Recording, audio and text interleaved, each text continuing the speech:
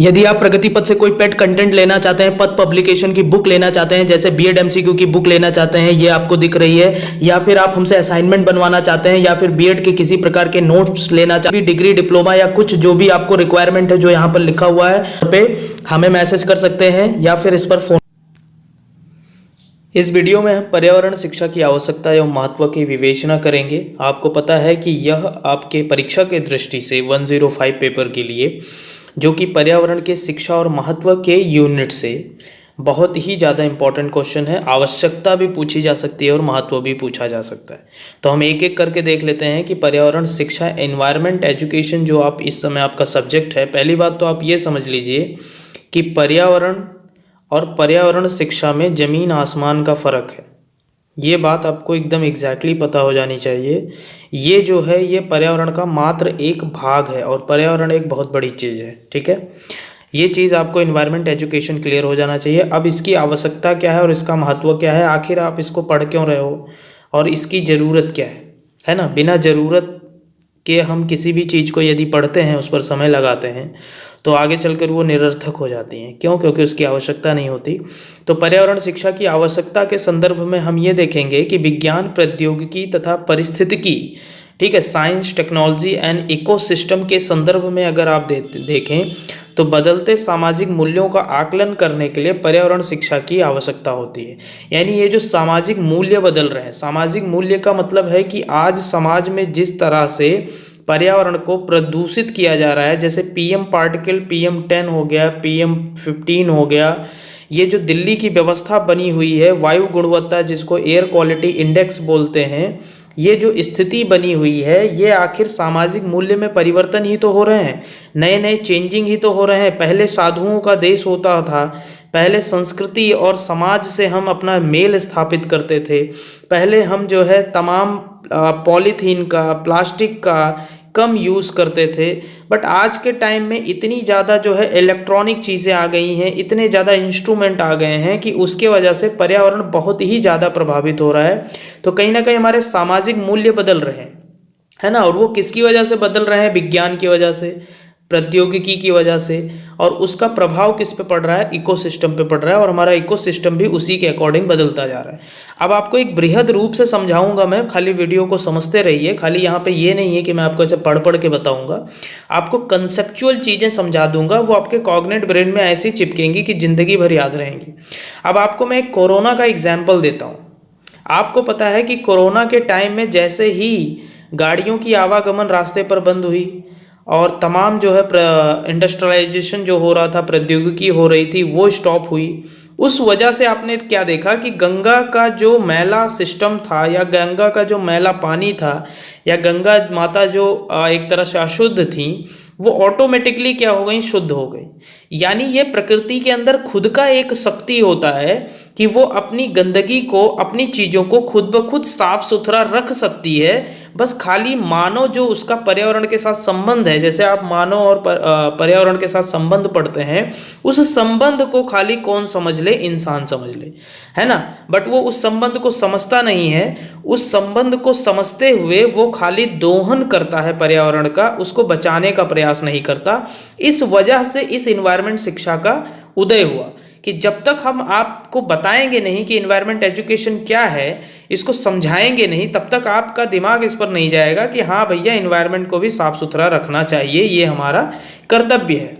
बात समझ में आ गई? अब इसी कोरोना की वजह से ही आप देख सकते हैं, आखिर कोरोना को मान लो किसी ने डेवलप ही किया या जो कुछ है, लेकिन क्या ऐसी कोरोना जैसी और तमाम तरह की बीमारियां नहीं पैदा हुई अपने आप ऑटोमेटिक? ये HIV वायरस हो, या चाहे एड्स डिजीज़ हो, या फिर इन्फ्लुएंजा हो, या फिर जो भी अलग तरह का हैज़ा हो, या फिर अलग डेंगू हो, या और भी जो गंदगी से जो भी डिसेंट्री और ये सारे डिजीज पैदा होते हैं, आखिर ये क्यों पैदा होते हैं? प्राचीन काल में तो हम आपको बताएं, प्राचीन काल में आप जब पुस्तक पढ़ेंगे तो आपको ये सारे इतने रोगों की जो है व्याख्या आपको मिलेगी ही नहीं। और अगर मिलेगी भी तो उसको वो प्राकृतिक तरह से, नेचुरल जो है दवाओं का इस्तेमाल करके उसको सही कर लेते थे। आज के टाइम में पेड़ों की इतनी संख्या कम है, वनोन्मूलन होता जा रहा है, मृदा अपरदन होता जा रहा है। वनोन्मूलन मतलब पेड़ का कटना, ज़्यादा से ज़्यादा कटाई हो रही है। मृदा अपरदन का मतलब है मिट्टी का कट के बह जाना।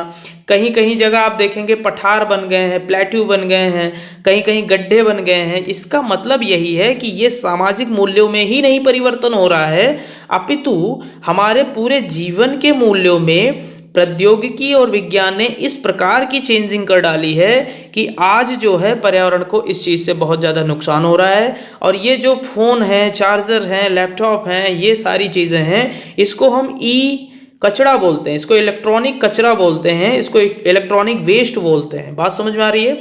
जैसे आपका चार्जर खराब हो गया, आपने उसको उठा के फेंक दिया, अब वो तो बायोडिग्रेडेबल तो है नहीं। बायोडिग्रेडेबल मतलब वो जो चीज़ सड़ जाए और मिट्टी में मिल जाए। जैसे कागज़ एक बायोडिग्रेडेबल है, वो सड़ के मिट्टी में मिल जाता है, जिसको हम क्या बोलते हैं हिंदी में, एक बार कमेंट करके बताना मुझे। बायोडिग्रेडेबल, नॉन बायोडिग्रेडेबल जो ये होता है।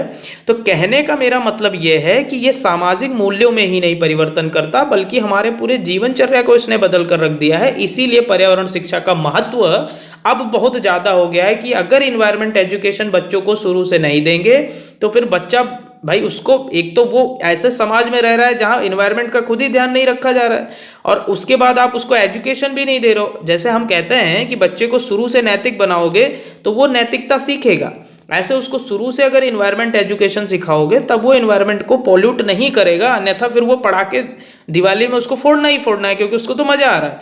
बट अगर उसके कॉन्शियस माइंड में ये चीज़ फिट कर दी जाए, बेटा पढ़ा के फोड़ने से आपके घर को नुकसान होगा, तो क्या वो अपना घर खुद जलाएगा? नहीं जलाएगा। तो यदि हम पृथ्वी को अपना घर समझते हैं तो हमें इन्वायरमेंट एजुकेशन पर अल्टीमेटली फोकस करना ही होगा। और गवर्नमेंट को वो बात अब समझ में आ चुकी है, नेशनल करिकुलम फ्रेमवर्क को वो बात समझ में आ चुकी है, जिसको आप एनसीएफ बोलते हैं। इसलिए अब एनवायरमेंट एजुकेशन 6 से लेके 8 तक के बच्चों को बहुत ही ज़्यादा इस पर फोकस किया जाता है। इवन बच्चों को, छोटे बच्चों को भी पढ़ाया जाता है, पेड़ पौधा क्या होता है, पेड़ क्यों जरूरी है, ऐसा उनको समझाया जाता है बच्चों को।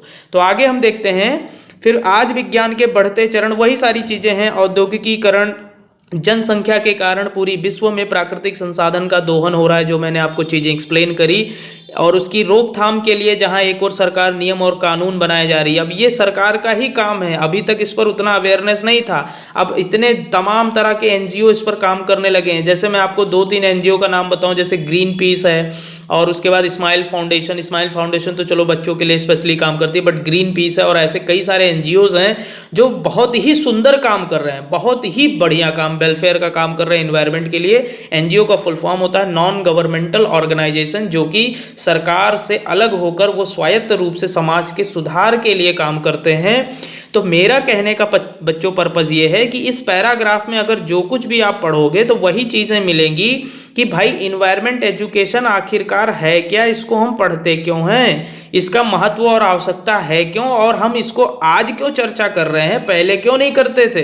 पहले माध्यमिक काल में, प्राचीन काल में इसकी बात तो नहीं होती थी, है ना। पहले वहाँ पर गोबर के खादों का इस्तेमाल होता था, बात समझ में आ रही है, जिसको आज हम जैविक कृषि की संज्ञा दे रहे हैं। गवर्नमेंट जैविक एग्रीकल्चर जो है बात कर रही है, सिक्किम उसमें प्रथम स्थान ले रहा है। ये भैया प्राचीन काल का कंसेप्ट है, ये कोई आज इनोवेशन नहीं हो गया कि हम जैविक खेती की ओर आगे बढ़ने जा रहे हैं, हम कोई नया कर रहे हैं। ये सब प्राचीन काल की थी कि हम गोबर के खाद का इस्तेमाल करते थे। आज उसी गोबर का जगह यूरिया ने ले लिया है, पोटास ने ले लिया है कीटाणुओं को मारने के लिए। आखिर आपने कीटाणु पैदा ही क्यों किए, है ना, पोटास की जरूरत ही क्या है। बट आज का जो हमारा एक भौतिकतावादी समाज है वो ये बन गया है कि चीज़ों को खत्म करने की बजाय उसको टालने का जो प्रोसेस चल चुका है ना, ये बड़ा खतरनाक है। कि भैया प्रॉब्लम के एकदम जड़ पे नहीं जाना है, प्रॉब्लम के जड़ को वो खत्म नहीं करना चाहते, बट प्रॉब्लम जैसे इतनी बड़ी प्रॉब्लम है उसको यहाँ से काट के निकाल देंगे, फिर ये इतना छोड़ देंगे, अब ये फिर बड़ा होगा, फिर इसको काट के निकाल देंगे। मतलब हमारा धंधा चलना चाहिए, प्रॉब्लम खत्म कर देंगे तो धंधा तो बंद हो जाएगा। अब भैया गोबर का खाद का यूज अगर करोगे तो फिर यूरिया कौन खरीदेगा, बात समझ रहे हो नहीं समझ रहे हो। तो इन्वायरमेंट की फिक्र किसी को है नहीं दरअसल, बस खाली इन्वायरमेंट एजुकेशन टॉपिक डाल दिया गया, पढ़ाया जा रहा है, बट इवन जो टीचर पढ़ा रहे हैं वो भी इन्वायरमेंट का ख्याल नहीं रखते। और अगर कटु सत्य मैं बोलूँ तो मैं इन्वायरमेंट आपको पढ़ा रहा हूँ, कुछ हद तक मैं भी गलतियाँ करता हूँ इन्वायरमेंट को दूषित करने के लिए, हालांकि कुछ स्तर पर मैं बचाने का प्रयास करता हूँ। जैसे पानी मैं ज़्यादा बचाता हूँ, लाइट मैं ज़्यादा बचाता हूँ, और उसके बाद ऐसे कुछ चीज़ें हैं जो मैं इन्वायरमेंट को ध्यान रखता हूँ, बट ऐसी बहुत सारी चीज़ें हैं जो मैं इन्वायरमेंट के साथ खिलवाड़ करता आया हूँ, और ऐसे सभी लोग करते भी रहते हैं। इसीलिए मुझे भी इसकी ज़रूरत है और आप सबको भी इसकी ज़रूरत है। तो आप इसको ऐसे समझा के ये पूरा पैरा लिख देंगे। उसके बाद में यहाँ पर कुछ पॉइंट्स हम देख लेते हैं मेरे प्यारे दोस्तों बच्चों, कि क्या पॉइंट्स ऐसे बुलेट पॉइंट में आपको कंसाइज वे में लिखना क्या है। मानव को संयमित जीवन व्यतीत करने के लिए प्रशिक्षण देने के लिए पर्यावरण शिक्षा की आवश्यकता है। अब वही प्रशिक्षण मतलब भैया जैसे मैं आपको पढ़ा रहा हूँ, तो ये एक तरह की आप ज्ञान भी समझ सकते हो और आप ये समझ सकते हो हाँ ये टीचर जो हैं वो ये बताने का प्रयास कर रहे हैं कि हाँ भैया पानी को बचाओ, नहीं तो आने वाली जो पीढ़ी है, हमारे छोटे नन्हे प्यारे बच्चे जब आएंगे आगे, तो भैया इनको पानी नहीं मिलेगा तो ये कैसे जीवन व्यतीत करेंगे, ये कहाँ से पानी पिएंगे। इनको वैसे भी आपको पता है 0.3% में ड्रिंकिंग वाटर आपको मिलता है, शायद 0.3 भी नहीं 0.1 के आसपास मिलता है। तो भैया ये सस्टेनेबल डेवलपमेंट जो हम बात कर रहे हैं, सतत विकास कहाँ भैया सतत विकास हो रहा है। सतत विकास तो हमको तो कुछ दिख ही नहीं रहा है। पानी इस तरह का हालत है, दिल्ली जैसे शहर में, बेंगलुरु जैसे शहर में, कोलकाता जैसे शहर में पानी में जो है आपको कंकड़ मिलेंगे, आपको जस्ता तांबा और सोना चांदी पानी में निकलता है। हालांकि सोना चांदी निकलता है तो क्या ही लूट के खा जाते सब लोग। तो मेरा कहने का जो मतलब है मेरे प्यारे बच्चों वो ये चीज़ है, और इससे फिर दांत रोग और मुंह खराब हो जाता है पानी की वजह से। मानव की सोच तथा उसके व्यवहार से बदलाव लाने के लिए अब वही सारी चीजें देखो, एक बार कंसेप्ट को अगर आप समझ लिए ऊपर वाले जो मैंने आपको बोला, तो घूम फिरा के बातें वही हैं। देखो पर्यावरण शिक्षा इतना वैज्ञानिक है, मैं आपको बता सकता हूँ, आप लोगों को टफ लगता है बट ये इतना वैज्ञानिक है कि एक बार कंसेप्ट खाली समझ लो, फिर आप बना बना के लिखते रहो, कोई इशू ही नहीं खड़ा होगा, क्योंकि ये लॉजिकल चीज़ है, ये प्रैक्टिकल है, ये व्यवहारिक है, समाज में देखकर भी आप इसको लिख सकते हो। तो फिर आगे हम बढ़ते हैं और इसमें कुछ पॉइंट्स हम एक एक करके देख लेते हैं कि आखिरकार इसमें और क्या क्या पॉइंट इन्होंने डिनोट किए हैं जो आप सभी के एग्जाम के लिए अति महत्वपूर्ण साबित हो सकते हैं। पर्यावरण की सीमाओं की जानकारी देने के लिए पर्यावरण शिक्षा आवश्यक है। मैं फटाफट पढ़ लेता हूँ, आप देखते चलो। छठे पॉइंट में बोला गया कि पेड़ और वनस्पति ही कार्बन डाइऑक्साइड को प्राणी वायु ऑक्सीजन में परिवर्तित कर सकते हैं। ये आपको बच्चे थे तभी पढ़ाया जाता था। अतः वायुमंडल में ऑक्सीजन की आवश्यकता मात्रा बनाए रखने तथा कार्बन डाइऑक्साइड, हाँ वही पेड़ की जरूरत है, पेड़ को मत काटो। व्यक्तियों को करने ना करने की बातें बताने के लिए भी पर्यावरण की शिक्षा जरूरी है। अब जैसे क्या है, देखो छोटे बच्चे ये होते हैं, उनको आदत डाल लो कि बेटा पेड़ लगाना चाहिए, है ना। मैंने अपने जीवन में अभी तक जो है गिन के अगर मैं बताऊं तो लगभग मैंने 15-20 पेड़ लगाए होंगे, हाँ 15-20 पेड़ लगाए होंगे। और अगर अभी यही चीज़ अगर आपको जीवन में ऐसे प्राइमरी बच्चों को सिखा दिया जाए कि बेटा तुमको रोज महीने में एक पेड़ कम से कम लगाना है और इससे आपको भगवान आशीर्वाद देंगे, मतलब उसको परंपरा से जोड़ दो।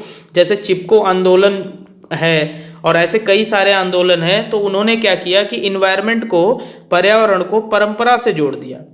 अब हमारा प्राचीन काल कैसे काम करता था मैं आपको बताता हूँ। देखो प्राचीन काल हमारा बहुत ही साइंटिफिक था, उसके लेवल पे कोई पहुँच नहीं पाएगा कभी। उन्होंने क्या किया कि पीपल का पेड़, आपको पता है पीपल का जो पेड़ होता है मेरे प्यारे दोस्तों बच्चों, वो बहुत ही ज़्यादा इंपॉर्टेंट होता है इन्वायरमेंट के लिए, क्योंकि वो पूरी 24 घंटे ऑक्सीजन निकालता है, बात समझ गए, और वायु को शुद्ध करता है और एक लंबे क्षेत्र को कवर करता है और छांव देता है। अब हमारे प्राचीन विदों ने क्या किया, जो साधु संत थे, जो महात्मा थे, जिनको महान आत्मा कही जाती है, उन्होंने इसको परंपरा से जोड़ दिया कि हम पीपल की पूजा करेंगे और हिंदू धर्म में इसको एक बड़ा स्थान दे दिया। अब बताओ मुझे कि पूजनीय चीज को कभी कोई काट सकता है? बताओ मुझे, ये लॉजिक आप समझने का खाली प्रयास करो कि उन्होंने समाज को सुधारा कैसे। अभी एक बच्चा मुझसे पूछ रहा था, सर ये सतत विकास वाला जो आपने प्रश्न दिया कि सतत विकास को क्रियान्वित कैसे किया जाए, तो मेरे को तो समझ में नहीं आ रहा है सर, इसमें कोई ही बुक में लिखा नहीं है। अब वो बच्चा बुक ढूंढ रहा है और एग्जैक्टली वो क्वेश्चन उसके अंदर छिपा हुआ है, उसके जीवन का मर्म वो छिपा हुआ है कि वो लिखना है। तो है ना, ये थोड़ा सा आपको समझना पड़ेगा कि जब आप चीजों को परंपरा से जोड़ दोगे तो क्या आप उसको कोई काटेगा? पीपल का पेड़ कोई भी हिंदू धर्म का व्यक्ति काट नहीं सकता, वो जाके वहां पे साष्टांग प्रणाम करता है। और ये एक साइकोलॉजी है, ये एक साइकोलॉजी है कि पेड़ पेड़ ही होता है, वो कोई देवता नहीं है। पेड़ एक पेड़ ही है, बट हमने अगर उस पेड़ को देवता की संज्ञा दी है तो उसके पीछे का लॉजिक यही है कि इस पेड़ को धरती पे रहना जरूरी है। बात समझ रहे हैं मेरी? यही एक चीज मैं आपसे कहना चाहता हूं कि साइकोलॉजी को समझिए तो आप इन्वायरमेंट एजुकेशन को समझ जाएंगे कि एग्जैक्टली इन्वायरमेंट एजुकेशन चाहता क्या है, आपको बताना क्या चाहता है और आप क्यों नहीं उस चीज को कर रहे हैं, उसका इंप्लीमेंटेशन अच्छे से हो नहीं पा रहा है। तो गवर्नमेंट भी यही करने का कोशिश कर रही है, जैसे वो धर्म के चीज़ों से जोड़ दे, उसको किसी विज्ञान के चीज़ों से जोड़ दे, या फिर उसको म्यूजियम टाइप से बना दे। जैसे एक यूनिकोड बिल की बात की जाती है, बिल तो नहीं, यूनिकोड स्ट्रक्चर की बात की जाती है कि जब आप अपने घर का नवनिर्माण कर रहे होते हैं तो आपको अपने घर में बाहर से आ रही हुई लाइटों का बहुत ध्यान रखना होता है, ताकि आप अपने घर के अंदर की लाइटों को कम इस्तेमाल करिए और सूर्य की रोशनी से आपका घर पूरा उजाला रहे, इस तरह का काम करिए। तो ये भी एक एनवायरमेंट एजुकेशन है कि जब तक आपको ये एजुकेशन नहीं पता होगा तब तक आप अपना घर उस तरह से नहीं बनाएंगे। ऐसे टू द पॉइंट देख लेते हैं कि प्रकृति के संसाधनों के विवेकपूर्ण उपयोग। अब यही मैंने अभी बताया कि विवेकपूर्ण उपयोग का मतलब क्या है। अगर सूर्य की रोशनी यूज कर लोगे घर में तो भैया लाइट का बिल भी बचेगा और फिर गवर्नमेंट का वो भी बच जाएगा। चलो कम लाइट खपत हुई तो हम दूसरी जगह उसको इन्वेस्ट करेंगे। तो ये विवेकपूर्ण उपयोग आप कैसे पाओगे, जब आपको कोई बताएगा तभी तो पाओगे, है ना। उसके बाद में फिर 8वां 9वां 10वां ये देख लेते हैं। तो यहाँ पर औद्योगिक क्रांति, वैज्ञानिक उपलब्धियों के फलस्वरूप सुख सुविधाओं के उपकरणों ने, हाँ यही वही चीज मैं बता रहा हूँ, ये जैसे चार्जर है, लैपटॉप है, तमाम फैक्ट्रियां हैं, उनके मशीन्स हैं, तो उससे फिर प्रदूषण हो रही हैं चीजें, ठीक है। आप चले जाओगे यार, ऐसे ऐसे कचड़े के भंडार हैं वहां पे, देखोगे ना आपके होश उड़ जाएंगे कि बाप ये धरती है ना, ये धरती तो कचड़ों से ही लदी है। उसके बाद अगला देखो, वन्य जीवन, खनिज संपदा, ऊर्जा आदि के संरक्षण के लिए पर्यावरण शिक्षा। हाँ, इनको बचाना है ना भाई, अपने जानवरों को बचाना है, अपने वन्य जीव को बचाना है। ये हमारे जितने भी प्यारे जानवर हैं, हमारे खनिज संपदा हैं, अगर आप इनको नहीं बचाएंगे तो हमारी धरती खराब हो जाएगी। हमारी आने वाली जो पीढ़ी है, हम जो सस्टेनेबल डेवलपमेंट की बात करते हैं, वो पीढ़ी जब आएगी तो उनको क्या दोगे। ये सस्टेनेबल डेवलपमेंट का एक उद्देश्य है भैया, जब आगे पृथ्वी हमारे बच्चे आएंगे तो वो हमको गाली दे के जाएंगे, भैया क्या दिया हमने, पूरा पानी तो तुम पी गए, है ना, हमको तो जस्ता तांबा छोड़ गए खाली, अब इसको हम चबाएं बैठ के, हैं। खनन से उत्पन्न पर्यावरणीय प्रभावों की जानकारी देने के लिए पर्यावरण शिक्षा की आवश्यकता होती है। तो कुल मिला के ये पॉइंट्स आप लिख देंगे। अगर आप एग्जाम में इतना ही इलोबरेट करके आते हैं तो यकीन मानिए एग्जामिनर खुश हो जाएगा। अच्छे से समझा दीजिएगा उसको। प्राकृतिक संपदा के संरक्षण के लिए अब ये ऐसे पॉइंट लिखना है, अब इसमें इतना डिटेल नहीं जाना है, बस आपको करना क्या है, ये हेडिंग डालनी है एक लाइन, ये हेडिंग डालनी है एक लाइन, ये हेडिंग डालनी है एक लाइन। बस कंसेप्ट समझ में आ गया होगा, बस काम आप कर लेंगे। और कंसेप्ट मैंने समझा दिया कि एग्जैक्टली पर्यावरण एजुकेशन की जरूरत क्या है, एनवायरमेंट एजुकेशन हमें चाहिए क्यों, फिर उसका महत्व क्या है। तो महत्व मैंने आपको चीजें समझा दी हैं कि महत्व क्या होता है। हाँ, थोड़ा सा आप डीप लिखना चाहें तो इसमें स्टॉकहोम कन्वेंशन की बात कर सकते हैं, क्योटो प्रोटोकॉल की बात कर सकते हैं, ऐसे कई सारे जो है तमाम इनिशिएटिव्स हैं वो चीज देख सकते हैं। तो ये पीडीएफ मेरे प्यारे बच्चों आप टेलीग्राम से देख लीजिए, या फिर जितना मैंने समझाया उतना खाली याद रख लो अपने मस्तिष्क में और उसको जाके एग्जाम में पुट कर दो। हेडिंग वाइज भूमिका डाल दो, मेन बॉडी में जितना मैंने बताया वो लिख दो, निष्कर्ष लिख दो। एक मैं बता रहा हूं एनवायरमेंट एजुकेशन से अगर 5 में से 3 नंबर एग्जामिनर ने नहीं दिया मुझे तो आप मुझे फोन करके बताना सर नंबर नहीं मिला। पर्यावरण शिक्षा के माध्यम से लोगों को पर्यावरण की सत्य और तथ्यात्मक जानकारी की जानी चाहिए। जानकारी के आधार पर संभावित कारणों का पता लगाना, उन समस्याओं की जानकारी देना जो निकट भविष्य में घट सकती हैं, उससे जनजीवन संकट में पड़ सकता है। ये भी अवेयरनेस जिसको हम बोलते हैं, उन समस्याओं का हल खोजना जो निकट भविष्य में घट सकती हैं, उसके बारे में खुद जानना और लोगों को बताना ही संकट से कैसे बचा जा सकता है। ऐसे कई सारे पॉइंट्स हैं मेरे प्यारे बच्चों जो आपको लिखना है। और अंततः आपको पता है रामबाण विधि क्या है, खंबा विधि जिसको बोलते हैं, खंबा विधि तो मैंने आपको बताई थी। ऐसे ऐसे करके जब कुछ ना आए, कुछ ना इनोवेशन हो, तब एक खंबा लगाओ और ऐसे कर दो। मतलब कुछ भी, कोई भी डायग्राम ना बन पाए तो ये डायग्राम तो बन ही सकता है। ऐसे आपने लिखा पर्यावरण का महत्व, अब पर्यावरण के महत्व में खंबा विधि बनाया, एक महत्व इधर, दूसरा इधर, तीसरा इधर, चौथा इधर, पांचवा इधर, छठवां इधर। अब भैया कुछ भी नहीं है, चलो ठीक है, फिर भी इनोवेशन हमने किया और खंबा बना ही दिया तो एक नंबर तो एक्स्ट्रा दे के जाएगा एग्जामिनर, मैं आपको बता रहा हूं। इनोवेशन एग्जाम में करना मत भूलिएगा, औरों से अपने उत्तर अलग कीजिएगा। इसी आशा के साथ, इसी दृढ़ विश्वास के साथ मैं इस वीडियो को क्लोज करता हूं। अगर आप यहां तक आ चुके हों तो अगला क्वेश्चन अगले वीडियो में मैं ये कराऊंगा। इससे पहले वीडियो को प्लीज लाइक करके जाइए, जितना हो सके आप अपना प्यार हमारे साथ बांटिए, चैनल को आगे बढ़ाइए, हमारे यूट्यूब परिवार को आगे बढ़ाइए। हम जल्द ही 4000 के सब्सक्राइबर होने वाले हैं। ऐसे दिन दुगना रात चौगुना तरीके से हम आगे बढ़ेंगे मेरे प्यारे दोस्तों। आप बीएड करेंगे, टीचर बनेंगे और आपका भविष्य उज्जवल होगा। इसी शुभकामनाएं के साथ इस वीडियो को मैं क्लोज करता हूं। जय हिंदी, जय हिंद, जय भारत, जय गौरव।